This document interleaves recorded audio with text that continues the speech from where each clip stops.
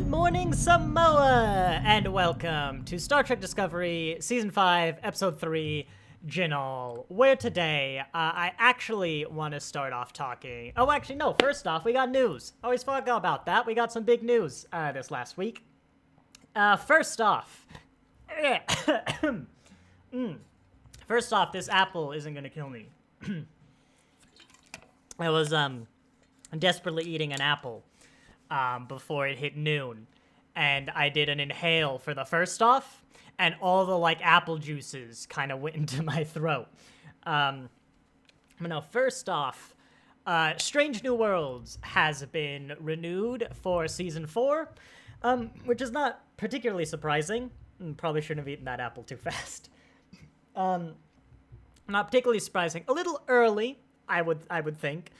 But that is probably in large part due to the second news, which is that Lower Decks Season 5 has been confirmed for fall of this year. However, it will be the last season of Lower Decks. There's a statement released. I originally, you might have seen on my community tab, I posted that... I'm not surprised at this at all, but a few means. Kurtzman has kept saying, it's a miracle for any show to get 5 seasons, and I've been counting, 1, 2, hang on a minute, Lower Decks. That's not surprising. Mariner's story is kind of naturally coming to a close, and I've said plenty of times, Mariner is the main character of Lower Decks. When Mariner's story ends, so does the show. It feels like we're coming towards a natural conclusion. What I originally said was, I get the impression the show will know its end. It'll get a natural ending that's not as thrown together like Discovery's is going to be. But I've since seen some stuff. I was looking at the fan stuff. I'm a little less confident in that. It seems it might have come from above. Lower Decks was canceled. Mike McMahon early on did a tweet they basically instantly deleted of Kirk over Spock's body in Wrath of Khan. It would have been written a year ago or so. I think I saw some comments saying it would already have been written. So, fall, it's probably mostly done. Well, not mostly done, but it's fairly set in stone, I don't know. I don't know the process, but we'll see. Hopefully it does get a good end, especially as they do have a tendency to end on cliffhangers. If they did that again, hopefully they can just cut their cliffhanger, and it'll work out. But yeah, hopefully that one gets a good end. But we're now left with just Strange New Worlds, and Academy's on the horizon. But yeah, it's the end of Lower Decks. It's a shame to see that one go. But yeah, as I said, actually, what I really wanted to start today talking about was a little bit about the last 2 episodes. The last stream, it ended up being a little more on the negative side, a little more actively negative, in negative leaning than I would have liked, especially for episode 1. Release better episode 1, Star Trek. They do this to me a lot. But also, as an accurate reflection of how I felt, it leaned a little into the negative side. I think everything I said, I think I stand by. I don't think anything was undue criticism, or things that's really changed over time. But Discovery has this problem. I've been thinking a lot over the weekend. Yes, this is a lead-in. This does relate to today's episode, I promise. 3 minutes into the intro, 4 minutes. But when it comes to the scale of an episode, or honestly even individual scenes, Discovery rarely, if ever, excels, in my opinion, right? To put that in perspective, Strange New Worlds has Per Aspera, or what was the other great season 2 episode? God, I can't remember. Strange New Worlds had a few, but The Inner Light, In the Pale Moonlight, Chain of Command, stuff like that, where you just kind of sit back and go wow, or this is an exceptional episode from start to finish, self-contained. Discovery doesn't do that. And I said before, scenes, well, let's check back.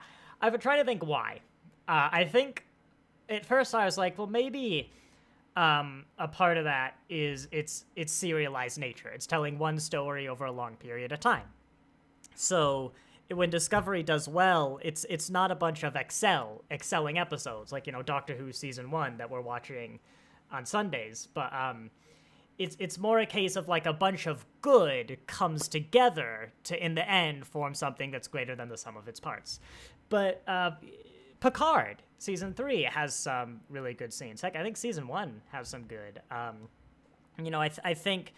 I think Picard season 3 overall was just a lot of very solid episodes until the last one.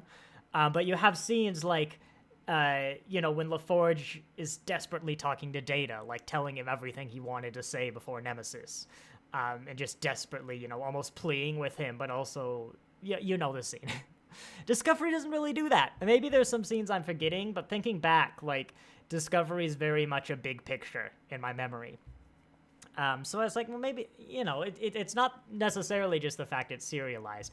Maybe it's the fact that I don't care. They're putting a lot of... Wow, that was the wrong place to cut myself off. They're putting a lot of focus on characters and their arcs and the stories in their arcs and characters I don't particularly care about, which we talked a lot about last week. But this episode really, I think, is a great case study of what I'm talking about. So if we just go over here, whoops, that's embarrassing. I'm sorry. I should really close out my pornography tabs before starting the stream. Let me just get the episode. Oh, hang on. This was the episode. No, never mind. I'm sorry. This actually is just an array of absolutely gorgeous starship. I'm surprised they can air this. I mean, just look at how good that is. It's whatever. Let's go back. This episode, I thought it was a lot better than the first two. But this episode, I liked it. Let's just start off there. I liked this episode. This episode is a slow burn. It doesn't drag like the last two where I'd want to pull out my phone. It is a very slow burn. Could you imagine going back to seasons 1 and 2 and telling people that Discovery would release a very slow burn? They've almost overcorrected for the criticism they got back in the day. Is everyone in this thumbnail honestly looks incredibly concerned. Burnham is looking at me like I'm drinking mayonnaise. Book is looking at Burnham like, that guy in the meme where it's like he's looking at the girl behind him and the girlfriend's like, oh. And then Culbers looks like he's just been told he's not going to be in control of his body this episode. Actually, yeah, Michael Burnham is watching me drink mayonnaise, and Book is kind of into it, and he's looking if like he can get Burnham to drink the mayo, but he's just seen her face. That's what this. There's your meme template. Just get this as a meme template. What were we talking about? Mayonnaise? No, this episode was a very slow burn, and so because I liked that. I liked that this was a slower burn of an episode. It helps that the two characters' stories I'll get into are ones I care more about. I'm invested in one and getting invested in the other, but there's not a lot to talk about. If we go to the playlist for season 4, which I covered live, the first part's like an hour or two.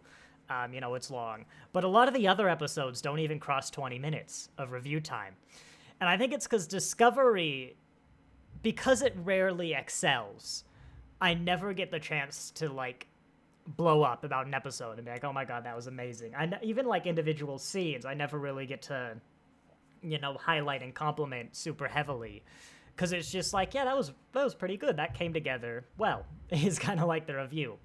But nitpicks will always exist everywhere. That's like a comment I can always throw out. But the negative, there's always more to talk about. If there is a negative, you can talk about that for longer than just, yeah, that came... It's a lot quicker to say, yes, that all came together well, than it is to say this did not come together well, because you need to say, and here's why. So this episode, I think this is going to be a shorter live stream. But here, let's kind of look at this. As we're wrapping in, coming into the final season, the last time we'll talk about Discovery for probably a good long while. If I don't even know if I'll do seasons 1 and 2 as watch-alongs, but season 3 is a long way away for sure. Let's kind of look at this, is how Discovery does well. if that makes sense, which is going to be interesting if you didn't like this episode at all. First off, I actually, for once in my life, really appreciate the previously on, because for the life of me, I couldn't remember where Gray was in the story. Like previously on Season 4, I honestly forgot Gray existed until we mentioned him in the last episode. I'm pretty sure it is him as well. But as I said, it has been a long time since I've seen Season 4. And for the first trans character in the franchise, like proper trans, no weird alien stuff going on, you've made it surprisingly ambiguous how they identify. Yes, if you didn't know Gray was trans, I'm not surprised, because I think it's only ever come up in the original press releases, like when they announced Adira and Gray as characters for Season 3. But anyway, quick note, Trill is just a little bit smaller than Earth. I googled that, 510 million square kilometers is Earth, Trill is 500. Maybe Tilly rounded. But I did have to check, yeah. Hang on, doesn't Trill have, like, purple seas? Trill. I mean, we've probably seen Trill in its complement. No, not the species. Star Trek, come on. Trill, for the species. The M-class planet. A vocalization. Oh, a Trill, like a tribble Trill. Huh. A Trill symbiont in the Trill system. Oh, well, Discovery contradicted it already. I thought it was, like, purple.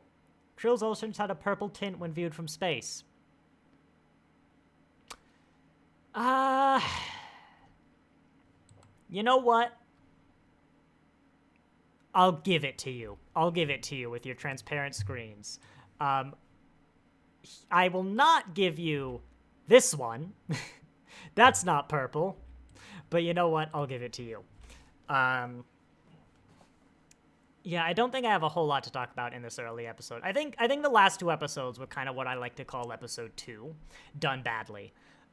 Where I've said before, episode 2 of a series, because episode 1 gets you hooked, it gets you invested, it makes you come back for episode 2. But episode 2 is where you have to sit down and kind of see, like, okay, here's the rules, here's the plot, here's what's going on, here's the detail. It can easily become an info dump. And I think that's why episodes 1 and 2 didn't really gel with me, is combined, they were just the episode 2 format done badly. Let's see, going on.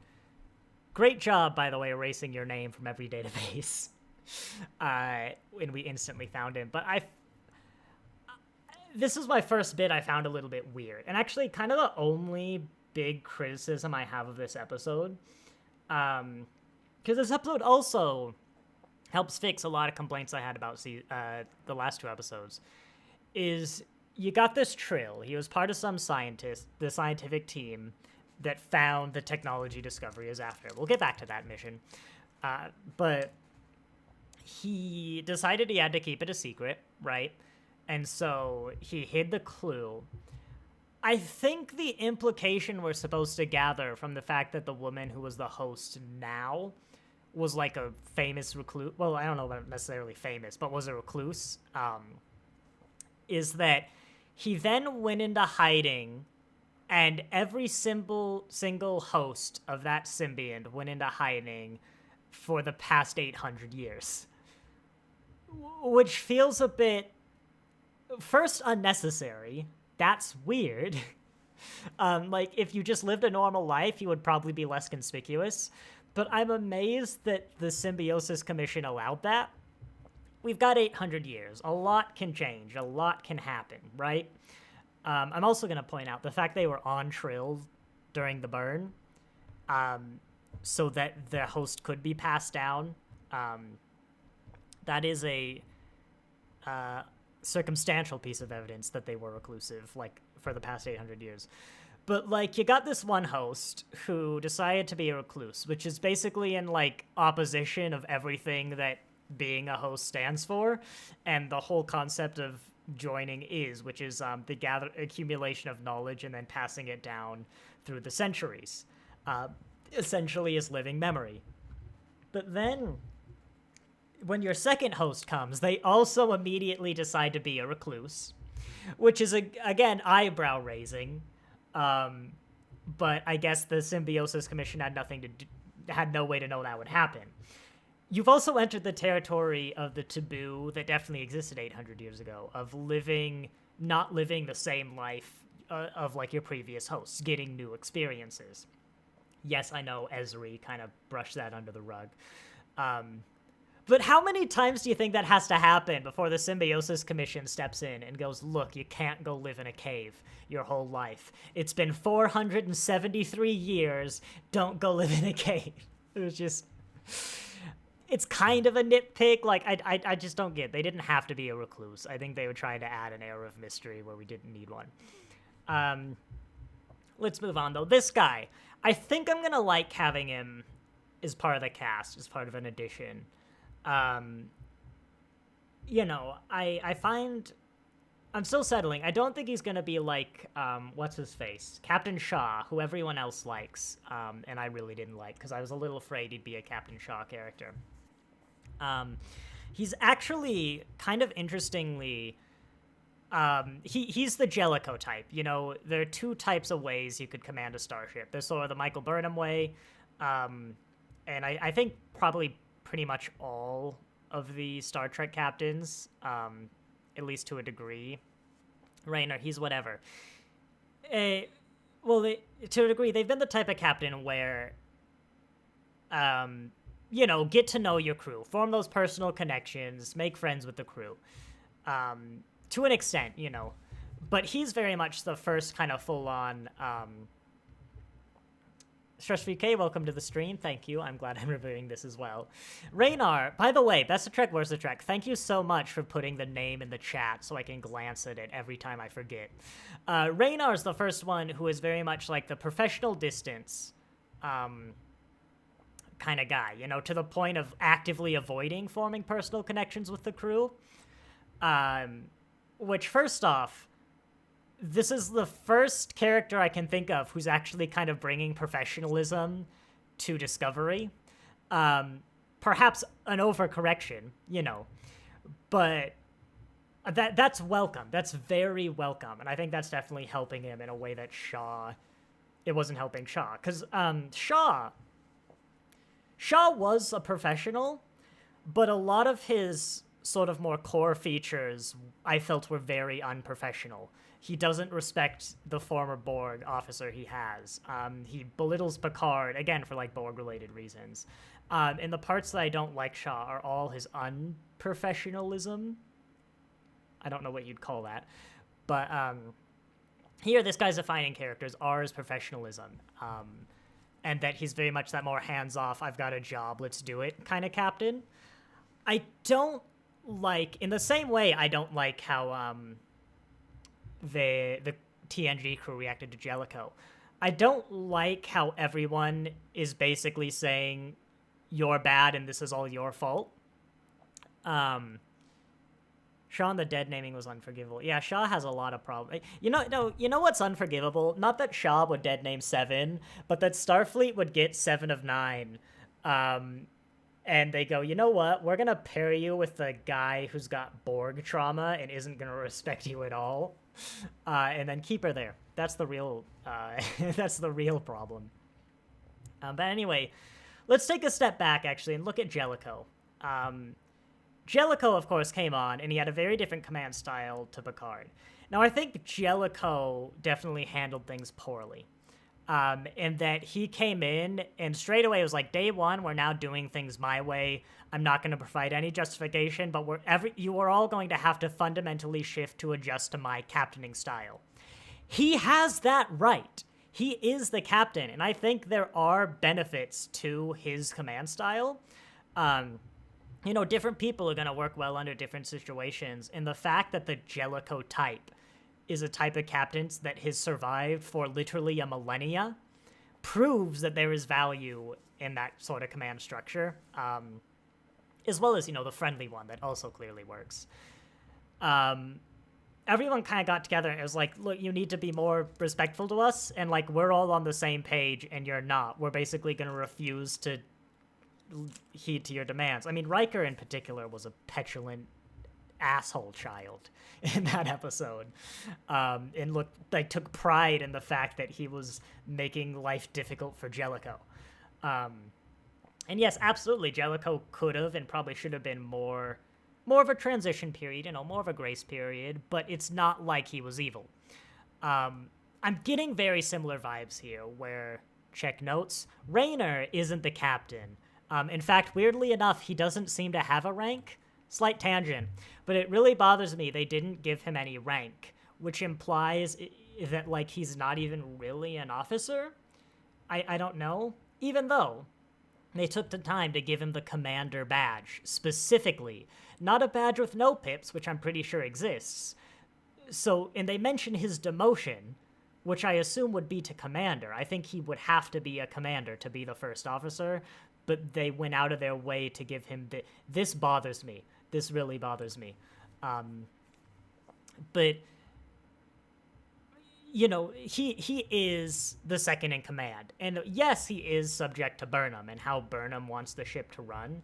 I think he's absolutely in his right, and there's value to have the more professional, distant first officer, especially where, you've now kind of brought the two command styles together onto one ship. And this is exactly why Burnham wanted him. It's one of the reasons. And everyone's all kind of like Raynor bad, and it's Raynor. It's not us, it's Raynor. And yes, to be fair, Raynor doesn't gel with the culture on this ship. I think long term, he's not a great fit for this ship, if we ignore the fact that his arc is absolutely probably not abandoning his old way of life, but learning that there's value in the Michael Burnham way and the Discovery way, because this whole season is clearly about everyone coming together and, different culture. But whatever, long term, if we weren't looking at the meta of the show, yeah, he'd be a great, like, Jellicoe first officer, That bothered me, but that's not a problem with him. I think that's everyone else. I don't like how he took these 20 words and extrapolated everyone's personality, particularly Linus, who he literally used Linus's race to infer Linus's values. Yeah, that's a bad. The only one that was actually any worthwhile was, like, the first guy really has an appreciation and love of starship design. He could be great in command one day. That's, like, the only one. I'm like, yeah, okay, fine. And until he called him out, he's like, not as much as I would like, but she was like, hey, look, analyzing people isn't the same as forming a connection. That wasn't his goal, but, she's right. He doesn't really know these people. But I think he's going to be a good addition to the cast. I probably, if the show had gone on and we took him a little bit back, I think the show's going to get him to. He's still the professional Jellicoe type, but he's the Jellicoe who actually is like, okay, look, we're going to be a transition. I know Picard did things very differently to how I like to do it, so here's what we're going to transition into, and I'll give us, like, a month or two to do it. Like, I think that's the kind of character we'll probably end with, is Jellicoe, but he does understand that, like, he can't just suddenly transition the whole crew to something totally different. And I think that would have been that'd be a great addition to Discovery's cast. It's the sort of professionalism they're really missing. Yeah, Burnham addressed him as commander. Like, why isn't he a commander? In fact, he doesn't have the shoulder things, I've just realized. Yeah, okay, maybe they didn't have time to get him a new uniform with the new ranks. But then why does he have the blank one? This is what I don't understand. Like, look, this is the nitpicks we're talking about. But it bothers me because there's clearly conscious thought. I'm going to go off on this. There's clearly conscious thought from, like, the meta perspective. The costume designers intentionally chose Raynor to wear this uniform because it's different to the one he wore before. They changed his badge to match, and they recognize he's not a captain anymore. But they also specifically chose to basically give him no rank, while simultaneously choosing to give him the rank of commander in his badge. I don't understand. Choo-choo. Rainer's realizing he's gonna learn to lean on Tilly if he's gotta be effective at all. I hope that's not the route they go, because I'm not gelling as well with Tilly this season for some reason. She wasn't nearly as bad as she was in the first one, and honestly, this is a big red flag for Academy. If I'm not gelling with Tilly, who's probably at this point been rethought a bit to gel with what Academy's gonna do. I don't think that's confirmed, but like Tilly is definitely in Academy. Let's be honest. I'd be very disappointed if you took Raynar and made him someone who relies on Tilly. Only captains get the epaulets. Oh, I have never noticed that. Is that what they're called? I'm gonna have to pay attention. Look, you know what? I kind of like that. I kind of like that as a sign of authority. But this whole system is very overcomplicated. Just pips. Just pips. Right here, just pips. More circles equals more good. It's easy. Oh, okay, you agree. Tilly is your favorite character, and she's only okay in this season. That's good, because I felt it really weird how I'd never had a problem with her, but now she's kind of grating with me. I'm really afraid that's because she's been slightly reworked for Academy, and they're showing her Academy character. But, you know, let's not assume the worst here.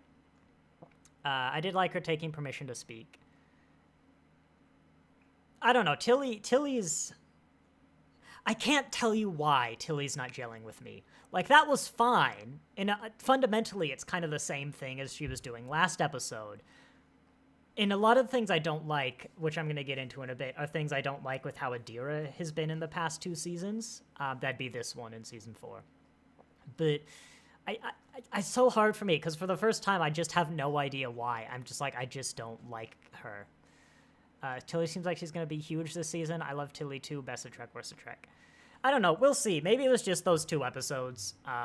Honestly, maybe Tilly reminds me of what I'm not liking about Adira. But... we'll see. Maybe in the coming weeks I'll figure out what's wrong. You're absolutely right. Only captains get those shoulder pads, and I have never noticed. Hey, Jet Reno, here's a character I forgot was in the show again. Not too much to say about this scene. I kind of like the joke where Stamets was like, that's none of my business. You know, they haven't seen each other for 6 months. I think they're adults, Adira and Gray. I mean, Adira's in Starfleet. But I did find that kind of funny. I did notice, though, don't think you could sneak by one of those cliches where characters are talking about something totally unrelated. Somebody says a word, and then the other character goes, Eureka, I figured it out. I noticed. You can't just separate it by 30 minutes. I'll say it's better than ones I've usually seen.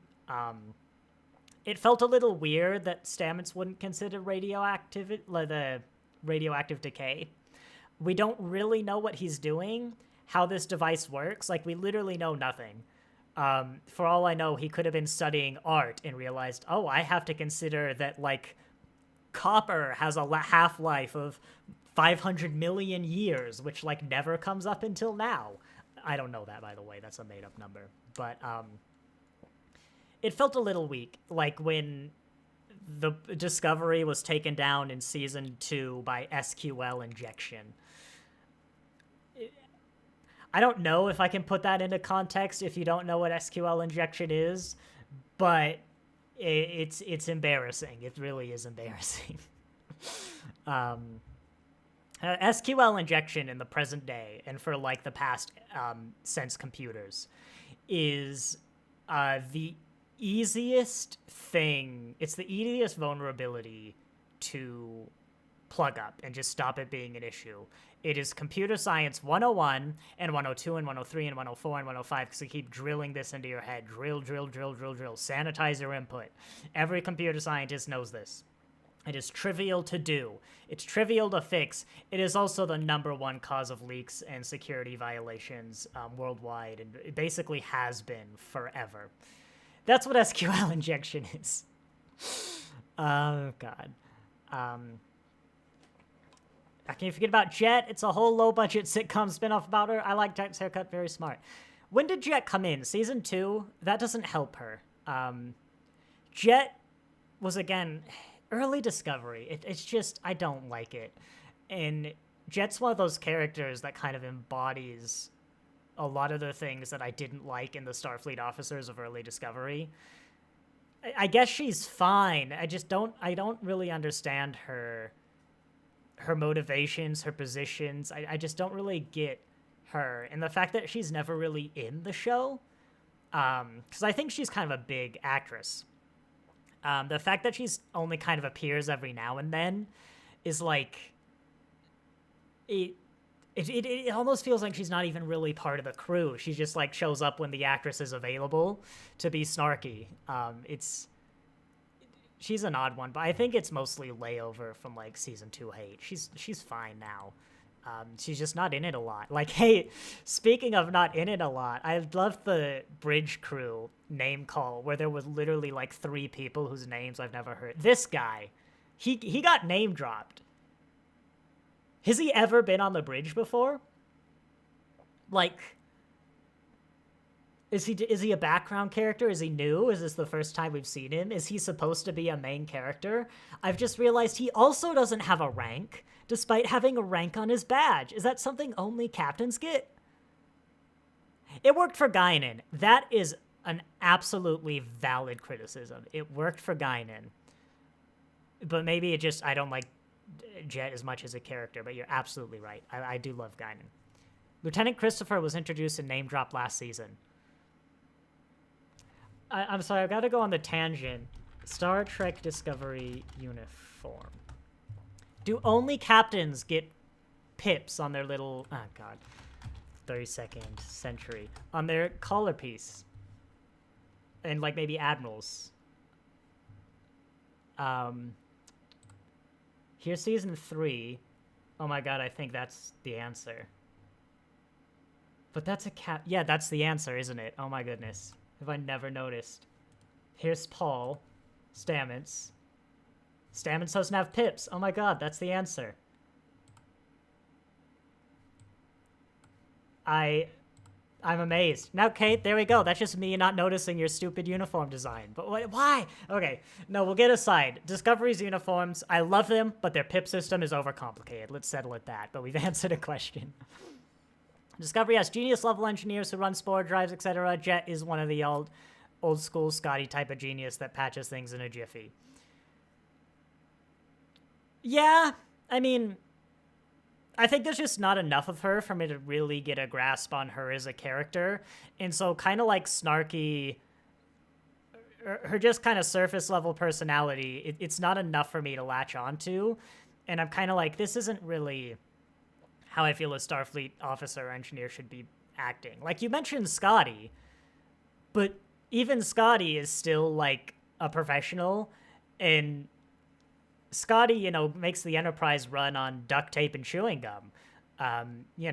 Scotty's actually just holding the sets up together himself. Every time he's not on screen, he's behind the sets with some rope, just holding it up. But, I don't know. It's just a personal thing. She's fine. It's mostly season 2 hate, I'm sure.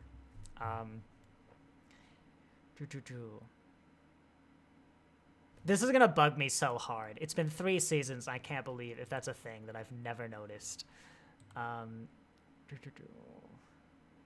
Getting up here to more.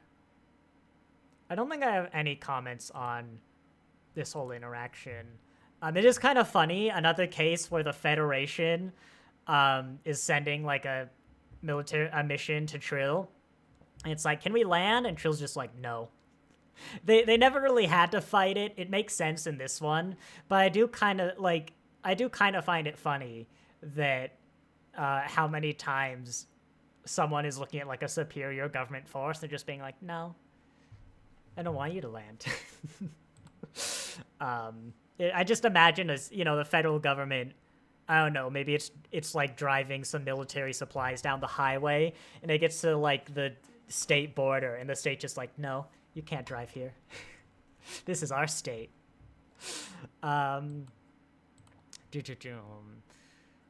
Going on Trill, yeah, we didn't get really into anything about Trill, what's been going on, which is fine. I mean, it didn't really fit well in the episode.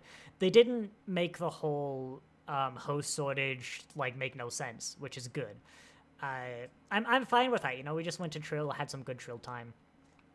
Every time someone goes to Trill, they get the runaround. Oh my god, I completely lost my train of thought. Oh yeah, they explained as well. I saw some comments online with the Romulan scientist from like the first 2 episodes. Like, man, that guy was so confident. He just straight up, you know, he illegally went to a Federation world, Trill, a Federation homeworld to hide this puzzle piece. But no, it makes sense now because it was actually this Trill scientist in a team of 6 scientists, you know, Federation and not, who went to investigate the progenitors, which I really like this. I want to preface here. I'm about to praise, you know, a lot of answers we've gotten and that are answered question from season 1. I've said this a lot before. This doesn't change that these questions were a problem in season 1 because, like, why do we care so much? Why are we so fearful of what this device can do, for example, is such a glaring question in season 1. It takes you out of the episode. So now when you learn the answer, suddenly it's not like, oh, episode 1 is good now. It's like, man, I wish I knew this earlier. But I liked it a lot. We don't have all the answers, and I'm saying, again, a lot. There's going to be some final judgment late in the series where we learn really what this thing is, and then we can judge everyone's reaction accordingly. It didn't seem like they were going off a red directive mission at first, but now makes more sense. Thanks for the context, writers. Right. Not completely fixed. I'll get to that, but let's talk about the scientists first. So these guys actually found the device, which is great because they know what it is. The fact that it killed one person is a little like, and they decided to give up, basically, is a little disappointing.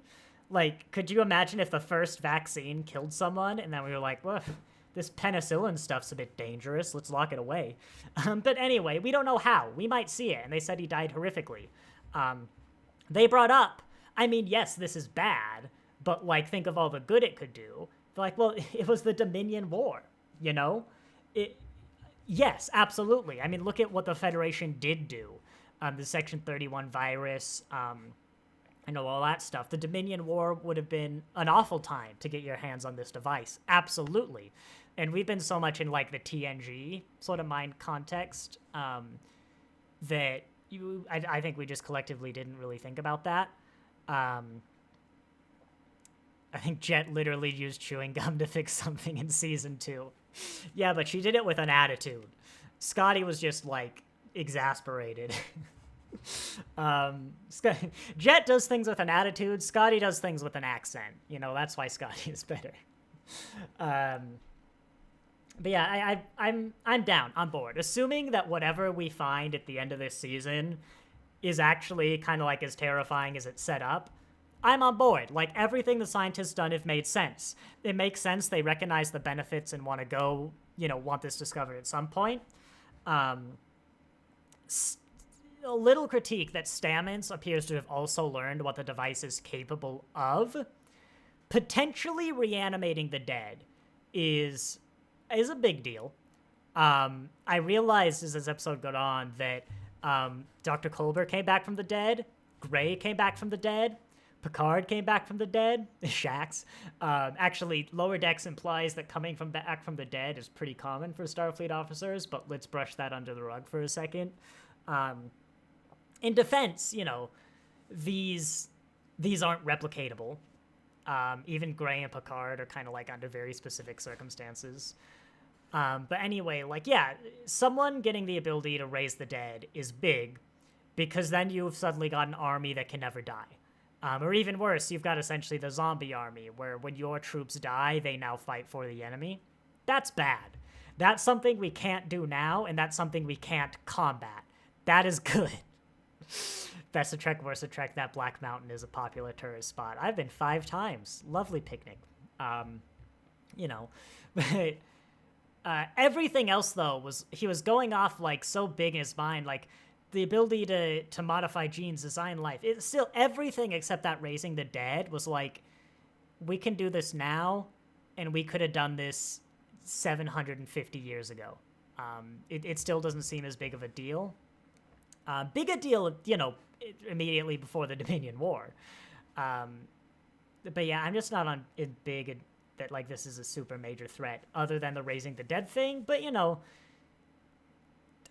again, nuclear physics isn't a weapon. It's a tool that you can use for many things, some of which are good, some of which are bad. Now, my critique is I got back Best of Trek, Worst of Trek. They didn't tell the Federation. They said they hit a dead end, burned the evidence, like, hit everything. As far as the Federation knows, they sent a team of 6 scientists out, and they found nothing. That's what the Federation knows. I guess, okay, actually, literally just now thought about it. That Romulan from the start was one of the 6 scientists, so the Federation detected a message. They knew it was about the precursors. They probably could have put together the pieces that they did find something. The team lied, or that Romulan lied at the very least. And so they still don't know what the thing is, but they know it's dangerous enough that there was a cover-up between so many opposing forces. Okay, I can accept that. Yeah, in fact, that's better. Now it is red directive material because the Federation doesn't know what it is, but they know it's bad. You know how last week I was talking about how the biggest proof against, like, the existence of aliens on Earth and, like, crash landings is that you would have to get the United States, Russia, China, North Korea, like, you know, pick all of the major superpowers who hate each other to all get down in a room, agree to conceal the greatest revolution this species would ever know, and do so for decades, if not centuries, across multiple administrations and revolutions. It's like learning that they actually did that. Yeah, that must be pretty bad. That must be something that you really don't want to fall into the wrong hands, you know? Heck, if I ever learned that the United States, Russia, and China agreed on anything, that's probably enough for me to know that, yeah, it's probably right. Like, you have the Federation, a Romulan, and presumably, like, a Klingon or something. We gotta go to Kronos. We haven't been to Kronos in a while. Yeah, you know, that makes sense. I'm actually on board now. I'm, again, assuming that, you know, this device actually lives up to snuff. I'm on board with it. I don't think we should have had this info dumped all right away, but yeah, you know, I'm happy to go along now. Not too much to say here. Yeah, this episode's breaks for character beats, character stories, worked a lot better, and I was right where I said before. I wasn't as big on Saru and the Vulcan president, who I'm sure has a name, last episode, but I think that's just where the focus was. I'm a lot more invested here now, you know?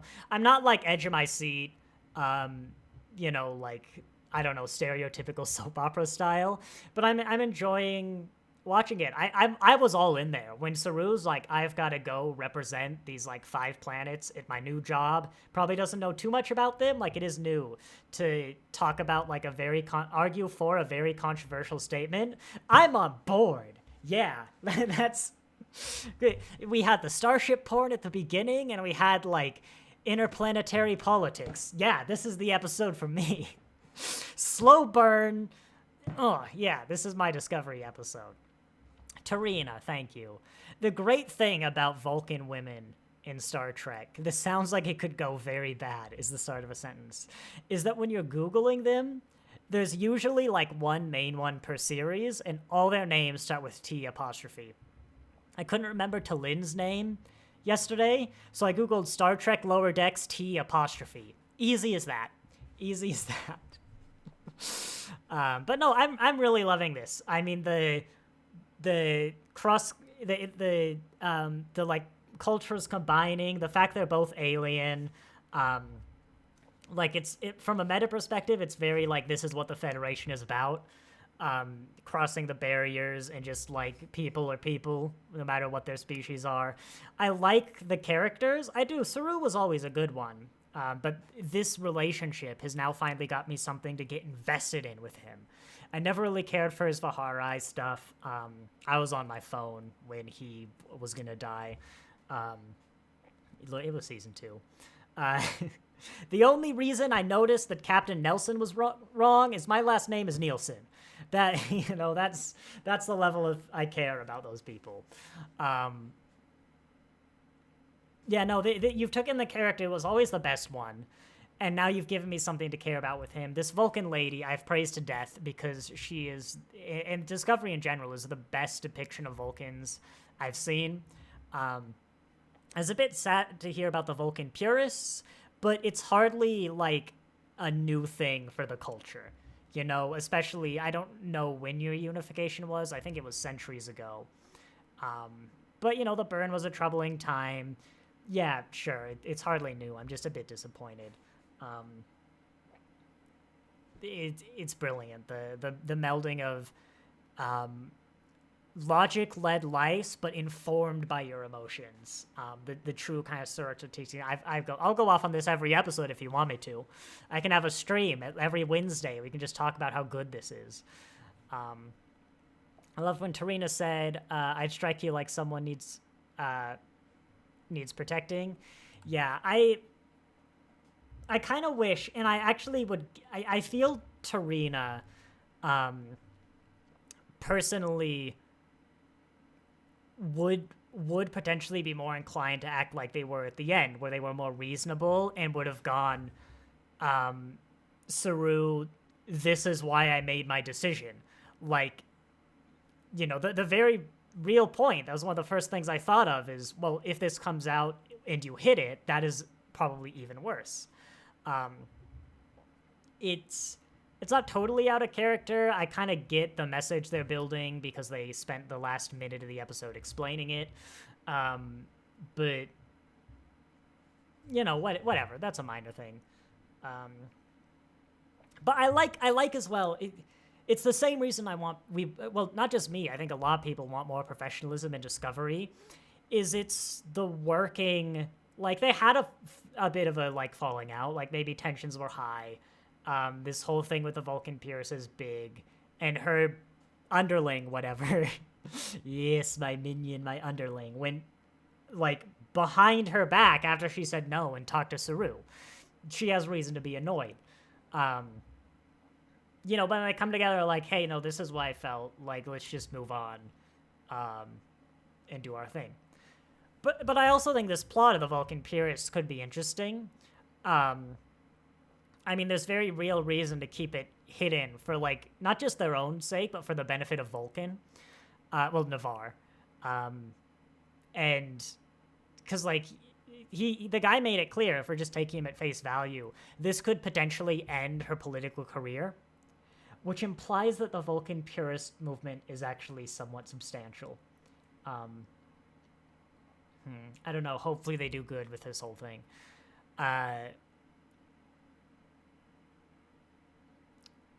So presumably somebody more conservative would take power and more in favor of the Vulcan purists, which is bad for Vulcan. It's bad for a lot. Bad for the Federation. It's just bad. Just bad. But at the same time, they shouldn't let the Vulcan purists dictate what they do, because then the Vulcan purists are winning without even having to win. You kind of know what I mean? It's good. We got some nice, the seeds for some little political, morally drama sort of things. And of course, we're building a lot to that end message of, like, we're all come from the same place. People are people. I'm sure that's where it's going. I'd be surprised if Michael Burnham finds, I guess just another copy of the message that the precursors gave Picard, and then the Vulcan purists are like, you know what, you're right. But, there's something there clear. Moving forward. I think I already talked a lot about these scenes. Even here, Tilly's kind of annoyed when the guy checks notes. Oh, dang it, it's not in the... Raynar? Yeah, Raynar. Raynar basically treats her like a secretary. Is like, hey, schedule like all these meetings for 5 minutes. I'm going to give him 4 minutes to think of 20 words. And she gets annoyed. Like, he's just disrespecting her position, like throwing her under the bus. But like, I'm sure this isn't what Burnham had in mind, but this is literally why she's here, is to help him. Like, this is your job, Tilly, is to schedule these meetings. And again, it was just kind of one of those points where it's like, oh, this guy's wrong, and it's entirely his fault. Well, no, you were also a part of the problem here, Tilly. Like, he could be doing better, but you're not helping. The Vulcan purist went to help you with Spock either, but he did all right too. I know. I really like the picture of the reunification. We'd done it. We'd had these Vulcans who'd you'd really only seen in like the elder priests who had really dedicated their lives to Surak's teaching, who kind of had the eureka moment of like, hey, we're not supposed to be emotionless, we're just supposed to be logic focused. Let our emotion lead our logic. The scene I love to point to, I don't know what episode, but where there's a flashback that Tuvok has where he spent some time with like a Vulcan priest, and the Vulcan priest even like cracks a joke, and I think he has a smile, and he's like, what is this? You're a Vulcan priest. And he's like, yeah, that's because no one understands our effing religion. We're not about emotionless. We're about, like, leading with logic. But the phrase I use is at least supposed to be a quote of it is emotion which informs our logic. So, that's not a problem with the show. That's just more I wanted everything to be all, like, lovey-dovey, peace in our time. But, yeah, I'd be disappointed if, like, the entire society, like, a majority of people are xenophobic on Vulcan. That hasn't happened since, like, Enterprise. The Vulcan purists were around before Discovery and existed, so it was only consistent thing in New Trek creation. I assume this is a different group. Like, the concept of Vulcan purists are basically as old as Vulcans. Like, I think there's one in TNG. It's Deep Space Nine, at least. Just gotta give the Vulcan purists a Vulcan hello, and they'll settle down. Yes, Vulcans. They would shoot first. Going on a bit here. I'm really disappointed. Eagle Moss never released this beauty down here, the Excelsior, but I would have loved one of these in my room. I've said, I know it's controversial. There's a Nog. I adore this 30-second design. Look at this thing. How can you tell me this thing down here, this Halo sword, is not Star Trek? Not immediately. Yes, that is a Star Trek ship. That is one of the most advanced Star Trek ships I've ever seen, and it is clearly based off the Excelsior lineage. How can you look at that thing and not love it?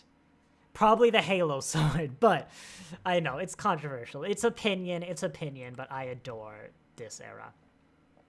Yeah, I like this. We got some political talk. I thought they were actually going to go the route where, and maybe they will,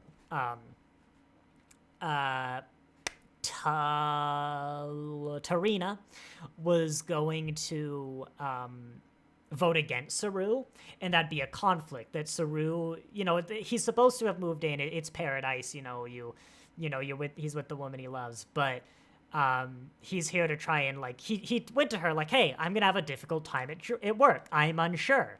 She was kind of supportive of him, but then at work she voted against him because whatever he's advocating for, maybe it's against Vulcan's interest, maybe she doesn't think it's the best. I think that could be an interesting storyline. I don't think we've really had that in Star Trek before. The closest you have is, I guess, Measure of a Man, but Riker didn't believe in his position in that episode. I'd be interested to see that, that it's like as Saru trying to struggle, and maybe with Tarina as well, like setting their professional and personal relationships aside, which they really need to. Like, there's actually a bit of conflict of interest here, I feel. They seem to have equal power in this diplomatic setting, but yeah.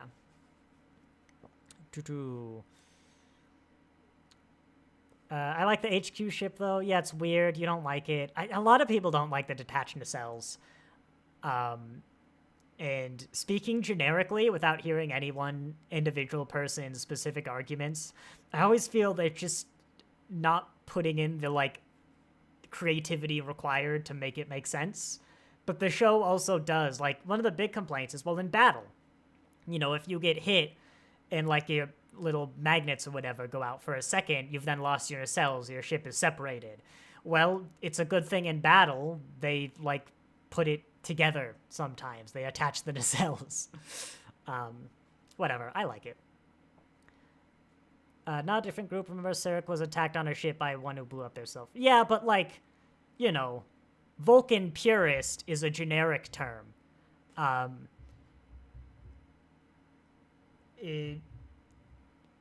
Trying to think of a non-historical example here.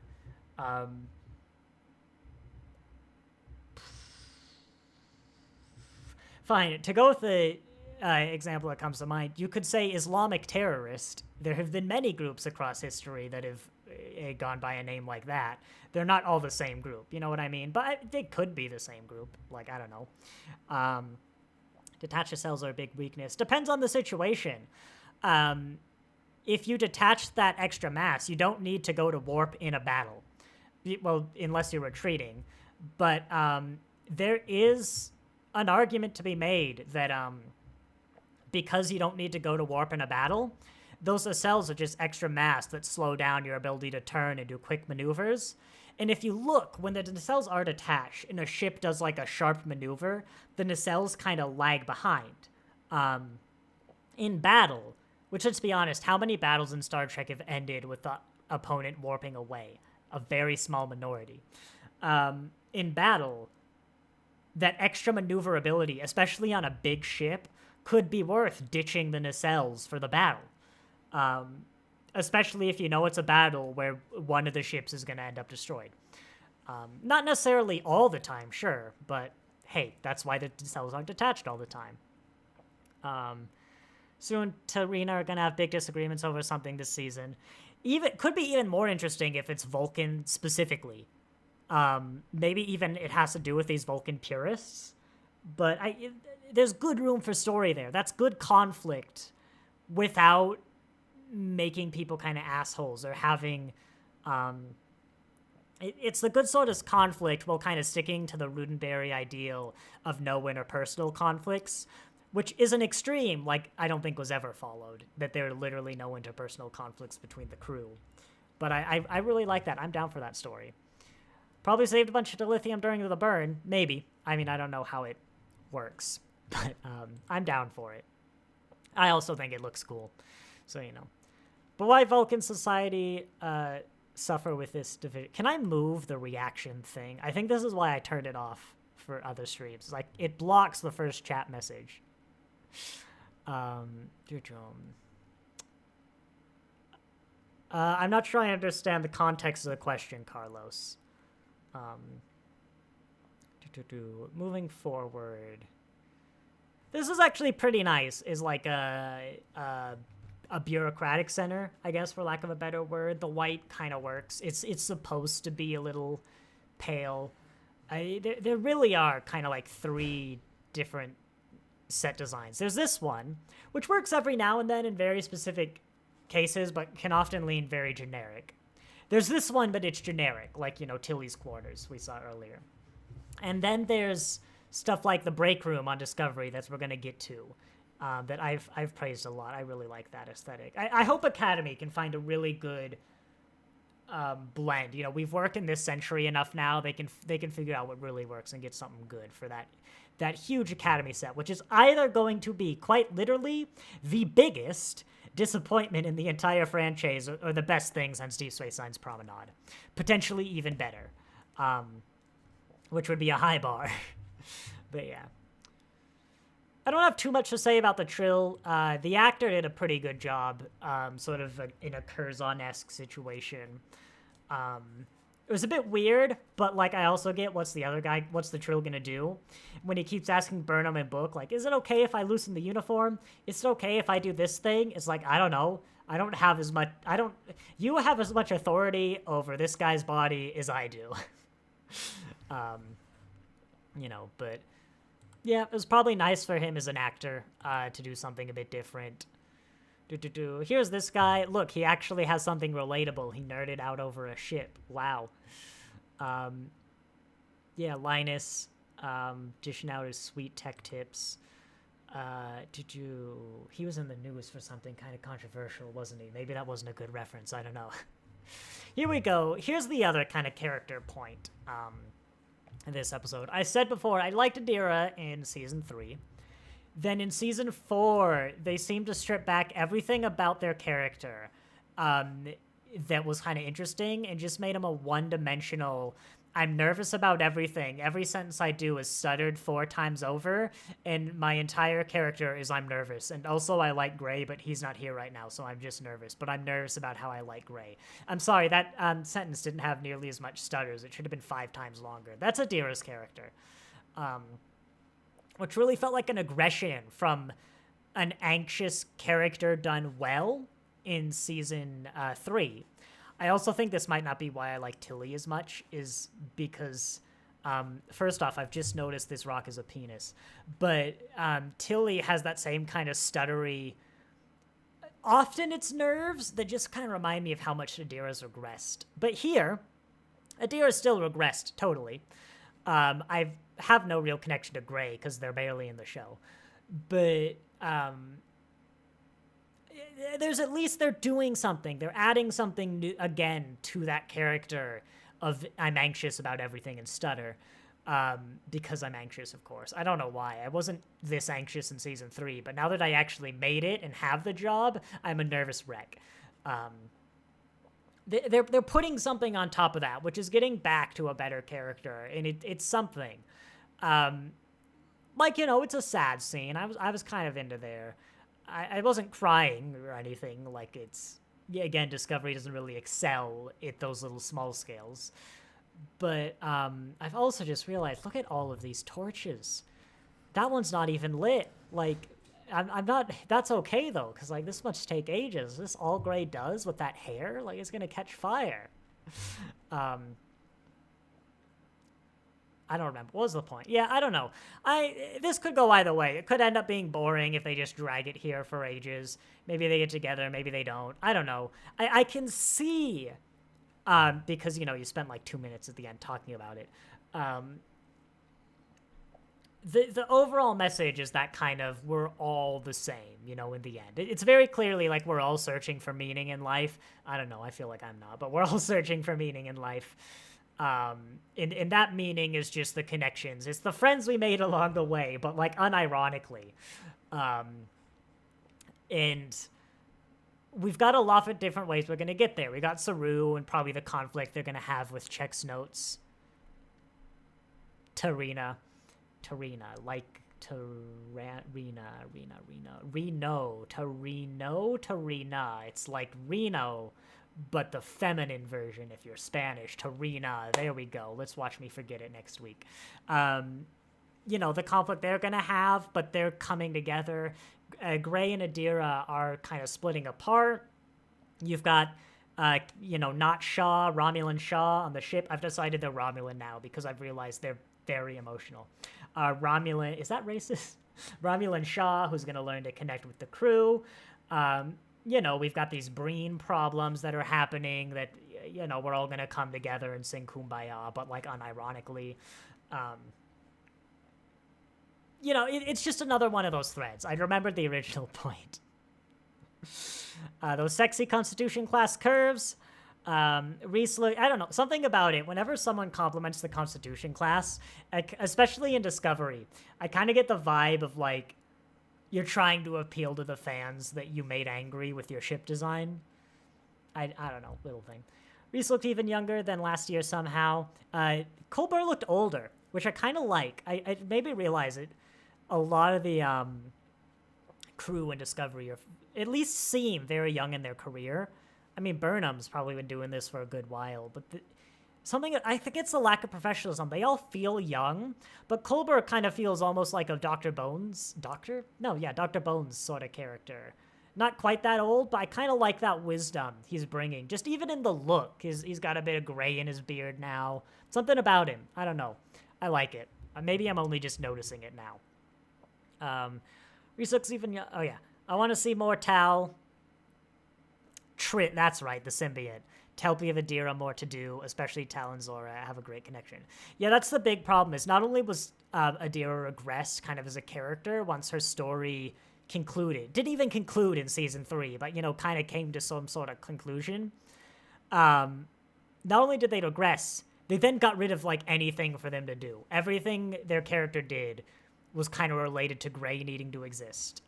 So it was more, but Gray was the focus. So now at least they're giving something to do. You haven't fixed the regression, but you're taking steps in the right direction. Most of the actors are in their 50s. Michael Burnham. Yes, that's how I know how to spell it. Michael Burnham actress. Because I don't know how to say it. 32. Okay, good. Also, this picture of Burnham on like some red carpet event that's like the second result of Google is cut off in such a way it looks like they're just standing on the red carpet naked because they have a low-cut dress. So I choose to believe that's what happened. Most of them, I don't know. We'll have to see.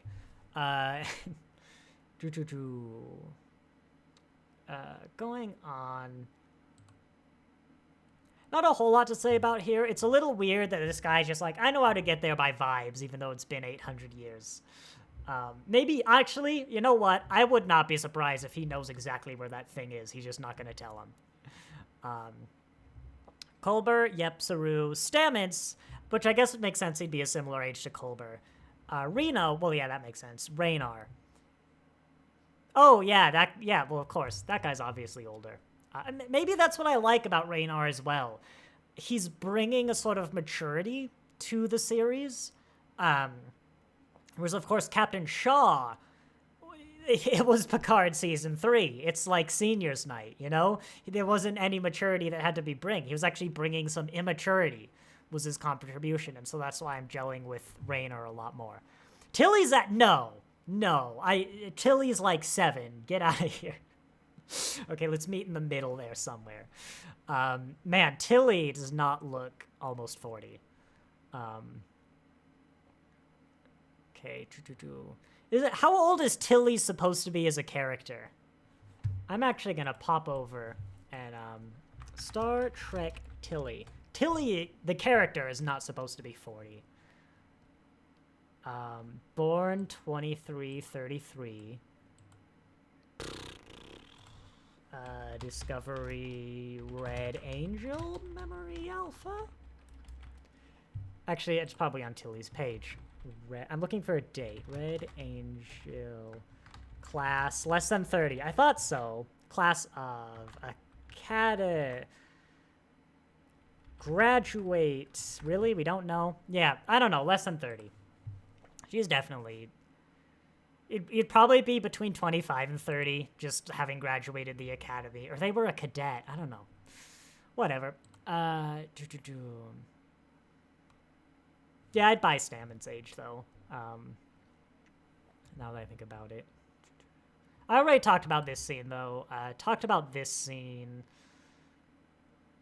This was kind of weird, where I don't get the time urgency as much as them. Especially when they have... I think this was a problem for the franchise, is that everyone now has a personal transporter device on them. And given this scene I've paused on, where Burnham's making a goofy face, nice teeth, by the way, is they clearly believe they can beam out of here at any time. So when the creature comes for them, I get why the Trill guy ran away. I don't get why Burnham didn't say, double tap your badge. But, maybe they could beam, like, far away, even if they think there's a time pressure, and, like, get a plan going. Maybe they could beam to, like, the other side of the cliff area, and then when the creature's about to get them, they could beam back to the rock. I'll accept maybe they don't want to beam the rock up, But is there really nothing with a starship in orbit that you could do with this creature? I also will get into some more of the critiques. The Trill guy, let's tell the story as it actually happened. The Trill guy brought them here is a test. I'm willing to accept that this has just been like a mating ground for 1,000 years at the time that like this guy hid the thing. You know, it's just a historical mating ground.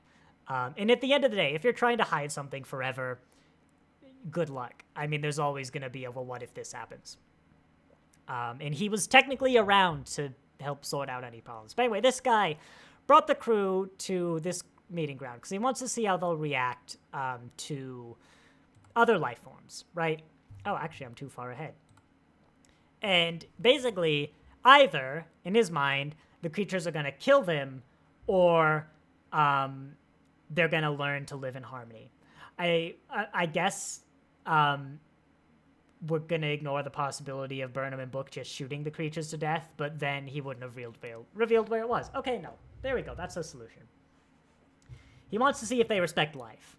So he lets them do this thing. Burnham eventually realizes, like, hey, they're just protecting their young. You know, that's reasonable. Just like any life form would. I know if someone had approached my home and I had a baby, I would try to eat them. But anyway, I accept the sentiment.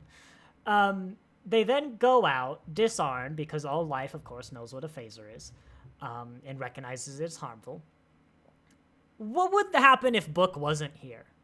You know, what would happen if you're not an empath? Like, because then I imagine they'd get eaten. Or is this, like, some species of... Like, is this some species on Trill that is just super calm if you stand there? Because if it is, this seems like a bad hiding spot, because everyone on Trill would know if you just stand there. It's fine. But no one goes to this valley because of these creatures, which implies they're super dangerous and not easy to deal with. So, like, again, what would have happened if Book wasn't here? Like, okay, you have to prove you can try and respect and understand all life forms. Fair.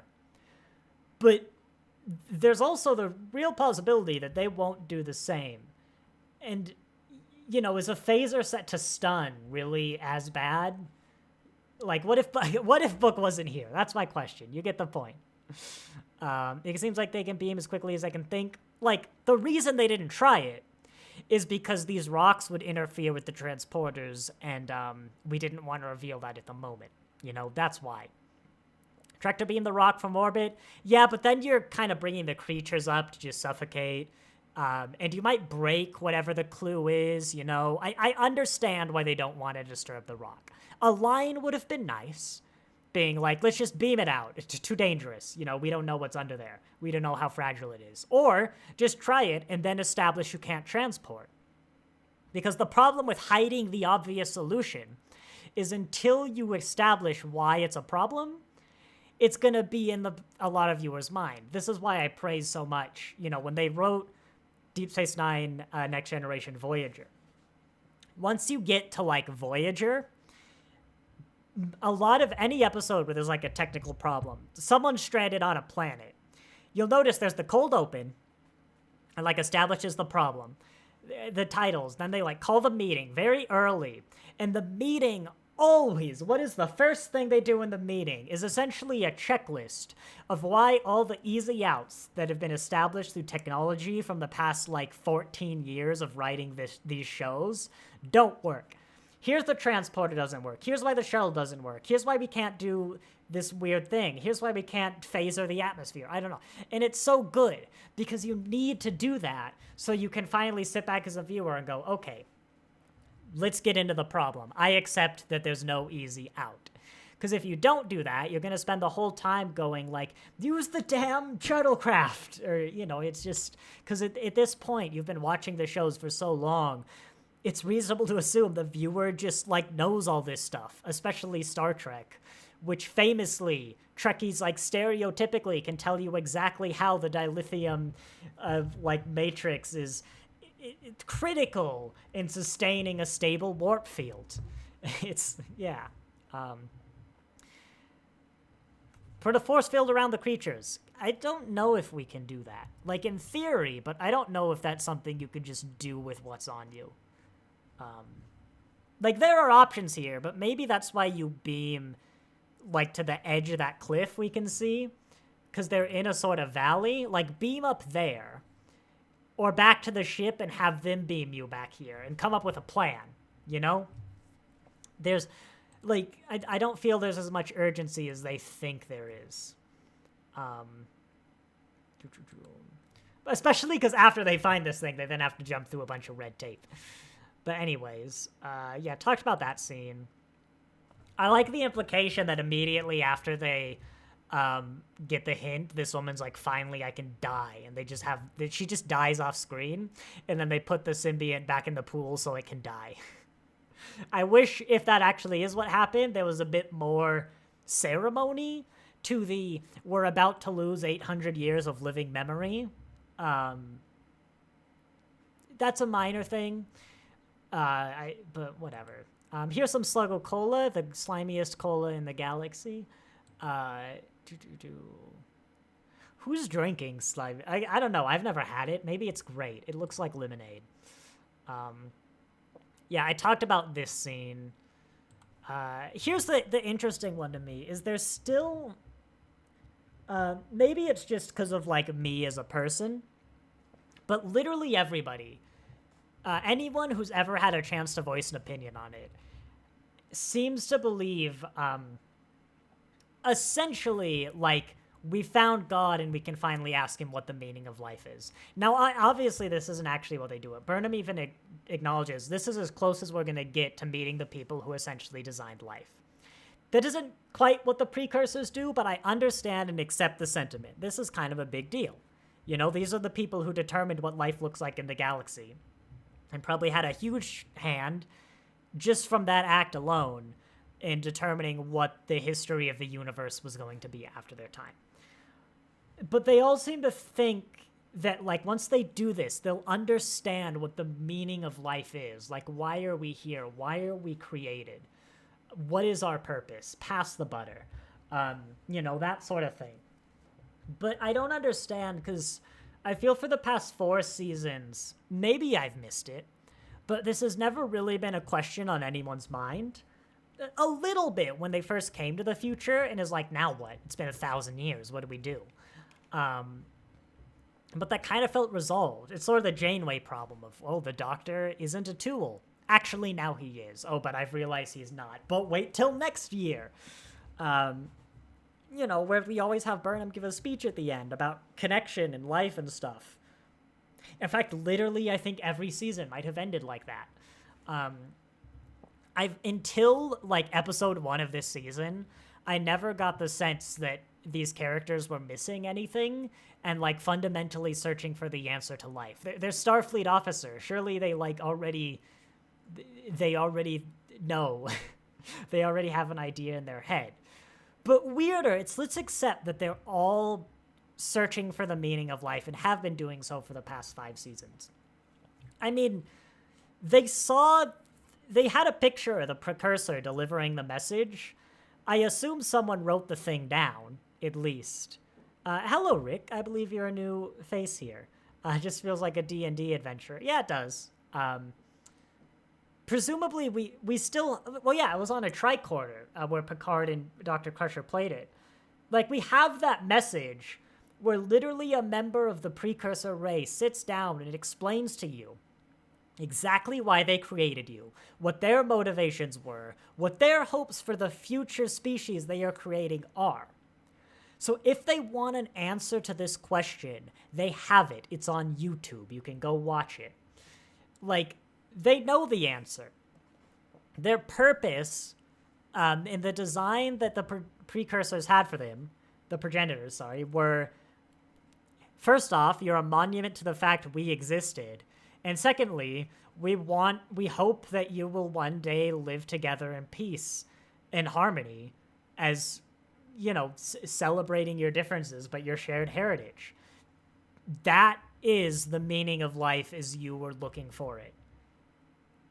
I don't understand the problem. Maybe they haven't played the video for, like, the cast and crew, but is the viewer, like, I know what the answers they're looking for are. I've seen it in The Chase as well. I'm gonna be underwhelmed by this finale because it's gonna be The Chase. It's just The Chase. I've actually seen a lot of news articles like, oh yeah, they're revisiting The Chase. That's a great episode. But my reaction is, oh, they're revisiting The Chase. That was a great episode. We don't need to revisit it. They're telling some new stories within that framework, like, Saru and Tarina. See, I got Saru and Tarina. That's a new story. There's new stuff there. Heck, even Gray and Adira, there's some stuff we haven't really seen. Broadly explored, but not in this way. I guess we're essentially seeing the Troy and Riker relationship, but the parts that were before Farpoint. That's new. But this main plot is just, it's the chase. I know how it's going to end. I can watch the chase. You're broadcasting yourself so hard. It's episode 3, and we already had what feels like the end of series speech. You really didn't need this, by the way. You've done a... Look, I already know how you're going to end. You didn't need this. It's a little patronizing. Oh, God, you reminded me something, and I forgot. I wanted to bring up from early in the episode. Oh, yeah. Remember when I talked about before, the real clunky dialogue, where Tilly was like, she hasn't seen Book in months. They haven't talked, just to establish that Burnham and Book aren't doing well. Read another great way that naturally explained that, where, Michael Burnham's like, on the count of 3, which I swear is something they've done before. And so Book's, of course, what do you mean? 3, 2, 1, go, 3, 2, 1, which is it? Which Book should probably know. Like, if this was season 3 or 4, he would have known, because they've been on adventures together. They're with one mind. And then even after explaining it, there's the other misunderstanding. The second one. So 3, 2, 1, and then Book thinks that's the actual countdown. He hilariously goes on 3 and not go. Love that joke. And yeah, it just shows they're out of sync. They're not of the same mind. I can pick up on this naturally, thank you. I don't need Gray to give me the end speech in episode 3. There's no way we don't tread this line again. It's just whatever. What are the 2 lines? What are the 2 lines? If you're... Okay, we said we wouldn't talk about it. Although it bothered me that Jet Reno's uniform split down the middle, like it looks like Adira's is gonna do. And this wasn't one flap. Rick, like if they found it and they... Oh yeah, they did the D&D arc, and that's why they made it. I like the vibe, especially after so many world-ending threats. They still try to establish that this is like some world-ending thing when I really don't understand why. But hey, I like that we're chilling down. We're at least trying something. Not new, because it's the chase, but something calmer. We then get, of course, to the revelation that Ladyface here, that's her name, trust me, don't Google it. They found her. Let's not ask why, because I think the answer is obvious. They were on... What the heck was the planet? Twin Moon Planet from last episode. They got their poem, and they went to Betazoid. They went to Beta Z. I never remember which one. And they scanned the whole planet, just to figured out it wasn't there. I don't know. They searched the whole damn planet. And then they were on the ship, and they went, right. It wasn't Betazoid. It's my turn. Heads, we go to Trill. Tails, we go to Binar. Right? 2 minds joining. Gotta be one of those. So, of course, they flip the coin, and it lands Tails. They go to Binar. And they search all of Binar, and it's not there. And then the guy is like, right, you were wrong. It's my turn again. It's definitely Navarre. She's like, it's not the mind meld. What the? It's not mind meld. Let's go to Trill. He's like, no. My turn, we go to Navarre. And she says, fine, and then goes to Trill anyway in secret. And of course, they landed on Trill. I did realize. Maul! How did I forget Maul? It's the little tiefling girl in Baldur's Gate. Thank you, Rick, though. I don't know why it's such a problem for me in Discovery in particular. I need to make cheat sheets of the names. I bet, hey, where were you last episode where I made all the Baldur's Gate 3 references, D&D guy? She's Maul and Lack. Actually, that was Stress VK. Thank you, Stress VK.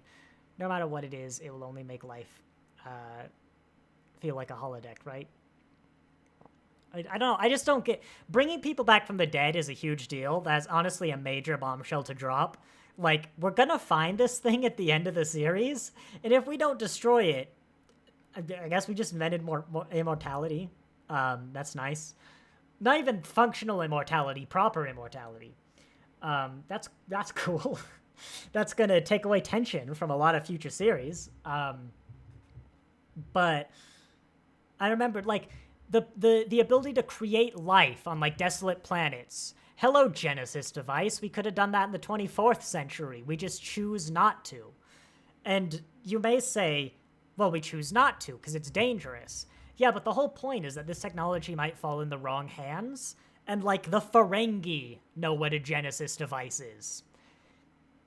Yeah, I think it's safe to say that the wrong hands could build a Genesis device if they wanted to. Yeah, I don't know. I just don't get the threat. But maybe we'll get to the end and we'll discover that actually it is a big deal. Hopefully I'm not too disappointed, but at least now we've established, like Picard Season 3, it ended, like, just abysmal. It's actually shocking how abysmally that ended. But I didn't know it was going to end bad, so the first 9 episodes were really good. Yeah, anyway, I think we've had a lot. Ended up going a while. Where's my timer? An hour and a half. Yeah, you've never played Baldur's Gate, but tells me it was good. No, the third one, Baldur's Gate 3, that, like, just came out. That's a good game. I never played the first 2, but I very much enjoyed my time with that. There's a character in Baldur's Gate 3 called Mull, who you meet at the beginning and is there for, like, a lot of the story. And that's how I was going to remember her name. You know what this is just a sign of, though? Is that I'm going to forget the whole Rena to Rena connection by next episode, like I was joking about. And who the hell's the other guy? Raynar. Why do I know that one? That one's sticking now. I don't know why. But as I said, I think I'm going to wrap things up. There's a new one. Yeah, no, Baldur's Gate 3. I'm surprised you didn't notice because it has been massive for months. Baldur's Gate 3, well worth your time. And I don't even play D&D, and I enjoyed that game. Did I watch the Fallout TV show? No. I watched Star Trek and Doctor Who. That's basically it. Maybe I'll give that one a go. Nice to hear it was good, though. I've played some of the games. Yeah, as I said, I'm going to wrap things up. We had a lovely turnout today. It was great hanging out with all of you. Next week, we've got Forever in the Clouds or some weird thing like that. Where are we going? Did they establish that? Yeah, they did. It was either like Kazinki, those cat guys, or a name I don't recognize. We've never known. I don't know. We're going somewhere interesting. We're going somewhere I think we've never been before, even if it might be a race we've known. Now I gotta dilly-dally for 30 seconds to see if someone just puts in the chat. Oh yeah, it's those cat folk from TAS. You know the cat folk? And like Riker name-dropped them in Picard Season 1. They're like Tazuki, Kabuki. Zinkethi! Thank you! Not the cat guys. They're Deep Space Nine, aren't they? Star Trek. They're like name-dropped. Yeah, they're in Star Trek Online. God, here's starts with a T if you want to Google it, but there's a deep cut reference. There's an episode of Deep Space Nine. They almost went there where they just name dropped this race Zinkethi that we apparently were in a war in. It's some changeling episode. I don't remember. You would not remember them. Like Adversary and Bioferno's Light. That's the episode. Yeah, it's the one where they get Odo to the Great Link because they want to punish him. When the Federation ambassador was taken over by the Changelings and forced them on a course to the Zinkethi homeworld. Yeah, they're just name dropped as a race we had a war with one time. You never see them. I don't think they are ever mentioned again. But Star Trek Online does some stuff with them. It's a deep cut reference. Yeah, their memory alpha page literally consists of a paragraph of history, a preamble, a reference to this episode. It is literally just that 2-part Deep Space Nine episode. So we're going to see some Zinkethi. You can Google them. They've got a very hello, I'm a video game character design from Star Trek Online, We'll see if they stick to that. But hey, well, this is the sort of world building that's good. Is we get to flesh out a race. We heard about that one time.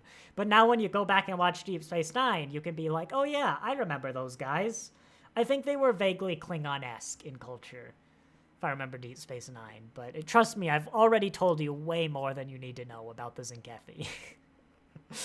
Wonder if they will have 4 arms. If so, it'll be pretty realistic. They'd have to be heavily CGI'd. But Discovery did do like a weird little bug creature in the pilot that was practical. And actually, early Discovery, here's a bit of praise. And I think that Star Trek in general has done a lot of really good practical effects that you would not have thought are practical. It's the opening scene of Discovery, where they're in the desert, and like Giorgio and Burnham are there to fix a well. There's like a little centipede creature thing. That's practical, if you look it up. That's a practical effect. That's like a puppet costume thing.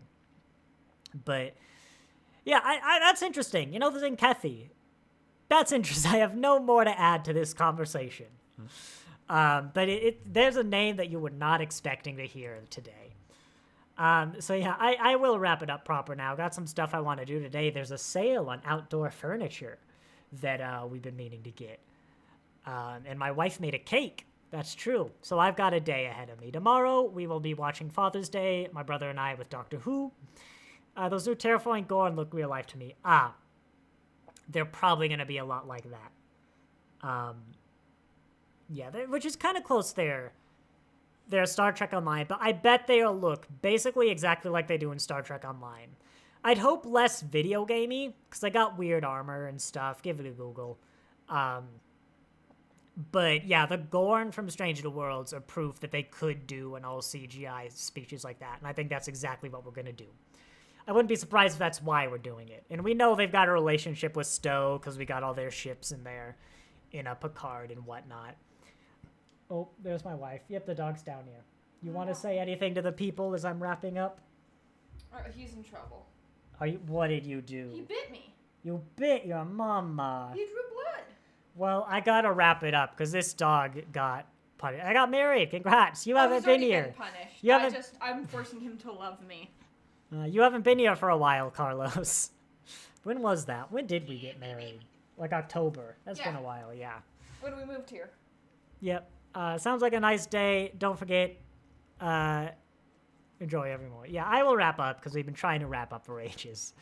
I will say thank you all like very much. Good present, Nathan will wrap up. Very much. You've seen the presents I wrap. They're not great. Like a present. Just like actually, yeah, no, just like when I wrap up my stream. So yeah, no, well done. You're right. Thank you all very much.